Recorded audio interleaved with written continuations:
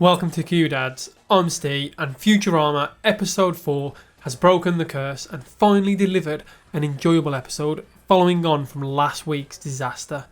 Titled Parasite Regained, this gives us a very comedic Dune-esque episode which actually left me pleasantly surprised. There were plenty of those little one-liners and a few funny details within the background, and even gave us the return of several characters. Let's waste no time and dive straight in and break down this much needed episode. The show starts off with the return of Nibbler. That's right, the fun-loving 3 millennia old Nibblonian is back and takes a pleasant walk through the local park. Here we see the classic cat walking a man, which is one of those iconic characters from the original series. After having a quick snack and devouring someone's pet and the owner, we head back where he's allowed to take a little poop of dark matter, which he does so in ancestral nose-nubbing sand. We learn that Nibbler's intelligence is starting to go downhill and deteriorate due to him having worms. A great noticeable detail here is as the group begin to cry over Nibbler's downfall, Bender has little window wipers that wipe the tears away from his eyes. A great comedic touch. This is the sign that makes me realise this is going to be a good episode. Farnsworth announces that the way to fix Nibbler is to shrink down and attack the worms face to face. You must shrink down and battle the worms face to face. Really? That sounds gross. Using a machine from an earlier season, they shrink the ship and the gang and place them in Nibbler's litter tray, which now emulates a vast desert filled with sand dunes and clearly resembles the hit film Dune. They meet some interesting characters who resemble dung beetles, and here we learn two key things.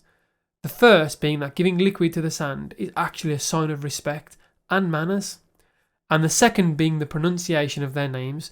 Rather than being beetles of the dung variety, they pronounce it Dune, which is hilarious. Welcome to the world of Dune.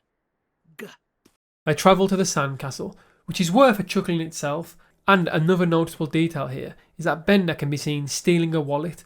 I found this to be the perfect embodiment of the classic Futurama humour. Subtle details that remind us of who the characters are.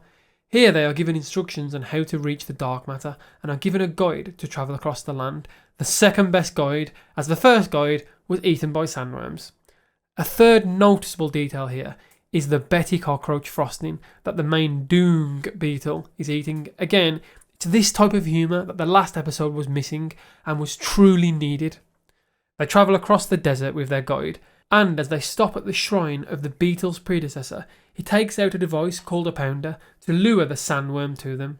Here, Bender mentions that his granddad was a pounder, and in the moments of a giant worm emerging from the ground, Bender delivers the hilarious moment that makes us truly chuckle. Hey, I guess that makes me a quarter pounder. Just as I thought the episode couldn't get any better, we see that the giant sandworm is actually thousands of worms. That's right, it's the return of those egg salad sandwich worms that once infested Fry's stomach. I was pleasantly surprised by the return of these characters.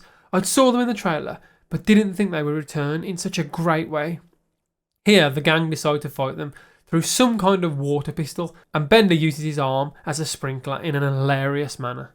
We cut back to Nibbler for a moment as he continues to act like a dog, and I thought it was a brilliant touch to use Fry as a scale of intelligence. How dumb are you on a scale of 1 to Fry? Nibbler shrinks down and joins the guys, inhaling the mist, or spice if you're a Dune fan, and becomes the prophet. They realise that everything is connected and that the life circle of all these ugly creatures, including the worms, are important. However, Leela realises the worms are infected with microparasites, and this is why they aren't making Nibbler smart. They decide to squish all the bugs with Bender, Zoidberg included.